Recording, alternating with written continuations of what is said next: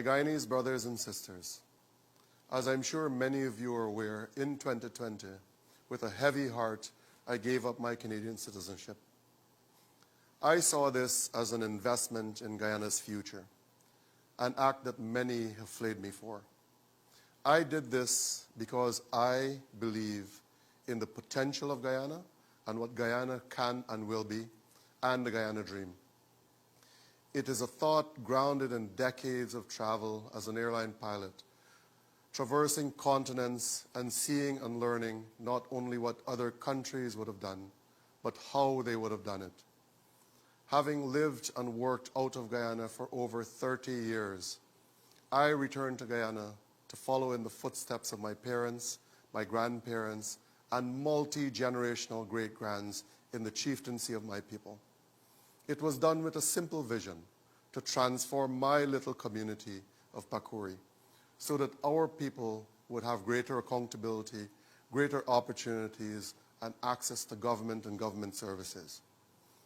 These were callings steeped in centuries of traditional Indigenous leadership. In 2015, I was elected chief of my village and subsequently vice chairman of the National Two Shows Council. These esteemed offices permitted me the opportunity to tap into thousands of years of wisdom and leadership of my foreparents to guide my people. Through our tenure on the National Two Shows Council, I was part of the Amerindian Land Titling Board. It is where I witnessed the brashness, unapologetic, uncultured, uneducated conduct of an APNU-AFC operative in the then Commissioner of Lands of the Guyana Lands and Surveys Commission. I recall on two very distinct occasions, and these should be a matter of records, where the Commissioner, in the most arrogant manner, at two board meetings, he said, and I quote, "I am not giving out any more Amerindian land titles." Myself and the then chairman of the National Two Shows Council, Chief Joel Fredericks, were absolutely flabbergasted. Not a single soul from the APNU-AFC ministers nor other Indigenous NGOs said a single word. They opted to remain silent on this critical matter of Amerindian land rights. After that meeting in 2017, I publicly said, the party that looks after Indigenous people's issues will win the next elections. It is a statement that proved to be a truism. With free and fair elections finally visited upon post-independence Guyana in 1992, Indigenous peoples voted to remove the shackles of rigged elections and oppression by voting resoundingly for the People's Progressive Party, CIVIC. It marked a new chapter in Guyana's storied history and trajectory. I saw the country recover its economy and brought the country out of economic collapse to economic viability. It saw the strengthening of institutions, investment in people. It saw the revision of laws and also gave us the Amerindian Act of 2006. It marked a stark difference from the PNC's 28 years iron grip on Guyana. From 2015 to 2020, I saw the APNU-AFC charge my Indigenous peoples VAT on their already expensive travel into their communities.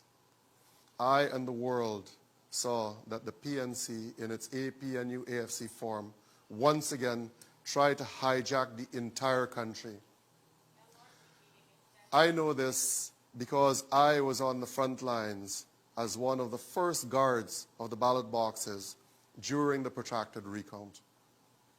I remind you of this not because of hate or anger, but because everything has and deserves context. After 5 arduous months and against tremendous attempts by the APNU-AFC to deny the Guyanese people of our constitutional franchise, the PPPC were finally declared as the legitimately elected government of Guyana. Comparing the records of the PNC to the last 5 years under the People's Progressive Party CIVIC, it is chalk and cheese. I have seen a return to titling of indigenous lands, a matter that is close to the heart of many indigenous peoples' identity, domestically and internationally. Cash grants for every student previously discontinued under the APNU-AFC reinstated. A return of employment of over 2,000 CSOs in indigenous communities previously dismissed under the APNU-AFC. Massive infrastructural build-out that will amalgamate into direct, meaningful economic integration of all Guyanese, transforming Guyana into the fastest growing economy for 4 years in a row. Tremendous investment in agriculture across the country, tens of billions of dollars of investment in indigenous communities, and so much more. And the crown jewel of the empowerment and preservation of indigenous peoples and our development, the Low Carbon Development Strategy. This world's first of its kind initiative has seen billions paid in direct cash transfers to indigenous communities, paying our people for protecting the forest, a matter we have always championed and are now finally being paid for under the PPPC administration. 20,000 gold scholarships available for every qualified Guyanese across the country. Free education from nursery to university to PhD, a fulfillment and true realization of Article 27 of the Constitution of Guyana. 50,000 plus house lots given to Guyanese. The PPPC in their manifesto committed to providing 50,000 jobs. Today we have a labor shortage of over 200,000, seeing the promise of 50,000 jobs surpassed by over 400%. We have seen the attempted annexation of Essequibo by Venezuela taken to the ICJ to preserve the territorial integrity of Guyana. We have seen the rise of prominence of Guyana on the international stage. We have seen massive investments in the police force, the military, the public service, and other institutions.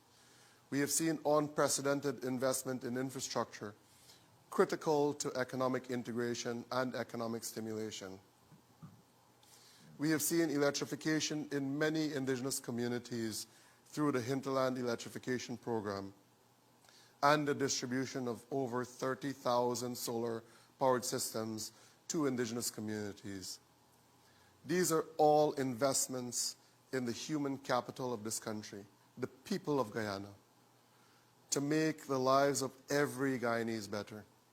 These are but some of the small achievements for Guyanese done through the dynamic leadership of the People's Progressive Party Civic.